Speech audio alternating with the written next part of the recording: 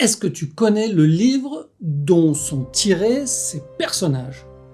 Si je te dis Gringoire, pas facile, hein?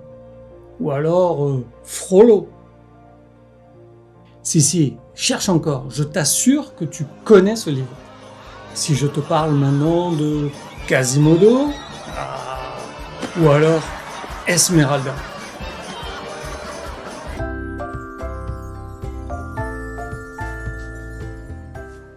Je te propose de lire avec moi un extrait de Notre-Dame de Paris de Victor Hugo. On va s'attarder sur le passage qui présente au lecteur le personnage d'Esmeralda.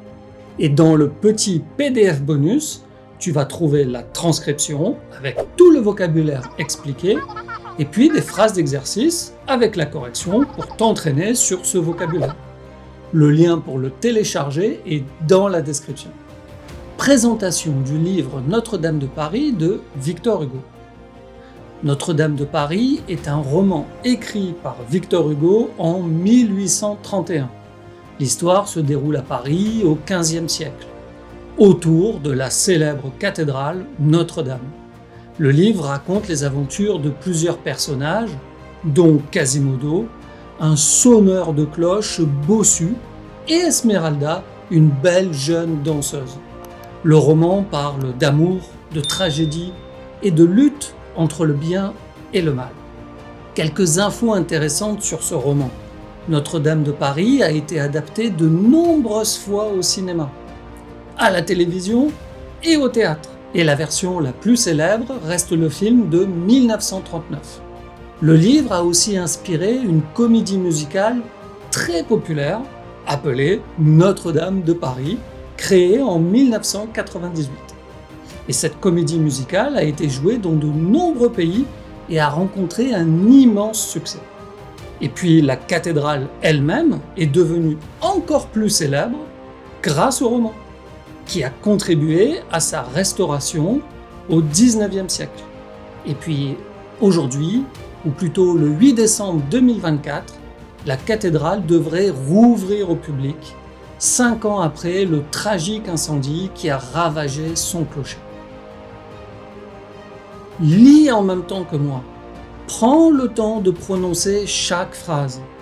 Au début, ne t'inquiète pas si tu ne comprends pas tout ce que tu lis et tout ce que tu dis. Rassure-toi, c'est le texte d'un très grand écrivain. Habitue ton oreille et laisse exprimer ta phonétique française. Tu vas faire une lecture magnifique. Mais il s'arrêta, comme averti par une idée subite. Un instant, dit-il, j'oubliais. Il est d'usage que nous ne pendions pas un homme sans demander s'il y a une femme qui en veut. Camarade, c'est ta dernière ressource. Il faut que tu épouses une truande ou la corde. Gringoire, dans ce misérable état, était sans doute peu appétissant. Les truandes se montrèrent médiocrement touchées de la proposition. Le malheureux les entendit répondre « Non, pendez-le, il y aura du plaisir pour toutes ».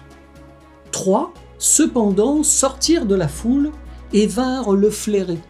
La première était une grosse fille à face carrée.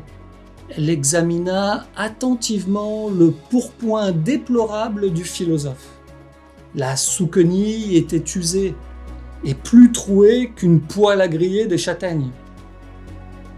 La fille fit la grimace. « Vieux drapeau !» grommela-t-elle. Et, s'adressant à Gringoire, « Voyons ta cape. »« Je l'ai perdue, dit Gringoire. »« Ton chapeau ? On me l'a pris. »« Tes souliers ? Il commence à n'avoir plus de semelles. »« Ta bourse ? Hélas, bégaya Gringoire, je n'ai pas un denier par ici. »« Laisse-toi pendre et dis merci, répliqua la truande en lui tournant le dos. La seconde, vieille, noire, ridée, hideuse, d'une laideur à faire tache dans la cour des miracles, tourna autour de Gringoire. Il tremblait presque qu'elle ne voulût de lui. Mais Elle dit entre ses dents « Il est trop maigre » et s'éloigna. La troisième était une jeune fille, assez fraîche et pas trop laide. « Sauvez-moi » lui dit à voix basse le pauvre diable.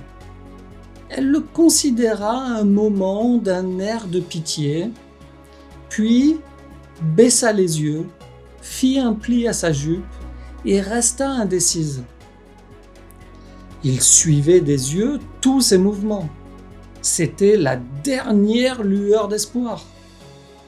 « Non » dit enfin la jeune fille. « Non. Guillaume Longuejoue me battrait. » Et elle rentra dans la foule. « Camarade » dit Clopin, « tu as du malheur. » Puis, se levant debout sur son tonneau, « Personne n'en veut » cria-t-il, en contrefaisant l'accent d'un huissier-priseur, à la grande gaieté de tous. « Personne n'en veut » Une fois, 2 fois, 3 fois, et se tournant vers la potence, avec un signe de tête, adjugé. Bellevigne de l'Étoile, Andry le Rouge, François Chanteprune se rapprochèrent de Gringoire. En ce moment, un cri s'éleva parmi les argotiers. « La Esmeralda! La Esmeralda !» Gringoire tressaillit et se tourna du côté d'où venait la clameur. La foule s'ouvrit et donna passage à une pure et éblouissante figure. C'était la bohémienne. « La Esmeralda !» dit Gringoire stupéfait au milieu de ses émotions, de la brusque manière dont ce mot magique nouait tous les souvenirs de sa journée. Cette rare créature paraissait exercer jusque dans la cour des miracles son empire de charme et de beauté. Argotiers et argotières se rangeaient doucement à son passage, et leur brutale figure s'épanouissait à son regard. Elle s'approcha du patient avec son pas léger. Sa jolie Djali la suivait. Gringoire était plus mort que vif. Elle le considéra un moment en silence. « Vous allez pendre cet homme » dit-elle gravement à Clopin. « Oui, sœur, » répondit le roi de Thunes, « à moins que tu ne le prennes pour mari. » Elle fit sa jolie petite moue de la lèvre inférieure. « Je le prends, » dit-elle. Gringoire ici crut fermement qu'il n'avait fait qu'un rêve depuis le matin et que ceci en était la suite. La péripétie, en effet, quoique gracieuse, était violente. On détacha le nœud coulant, on fit descendre le poète de l'escabeau. Il fut obligé de s'asseoir, tant la commotion était vive. Le duc d'Égypte, sans prononcer une parole, apporta une cruche d'argile. La bohémienne la présenta à Gringoire. « Jetez-la à terre, » lui dit-elle. La cruche se brisa en 4 morceaux. « Frère, » dit alors le duc d'Égypte, en leur imposant les mains sur le front, « elle est ta femme. Sœur, il est ton mari. Pour 4 ans. Allez !» Rappelle-toi que tu as le petit PDF bonus avec le texte que nous venons de lire et le vocabulaire expliqué. Pense à t'abonner et puis à activer la petite cloche ding dong pour être sûr de voir toutes les prochaines vidéos. Et puis si tu aimes entraîner ta phonétique avec ce genre d'exercice, eh bien va vite voir cette vidéo. Les 3 mousquetaires d'Alexandre Dumas. Encore un chef-d'œuvre de la littérature.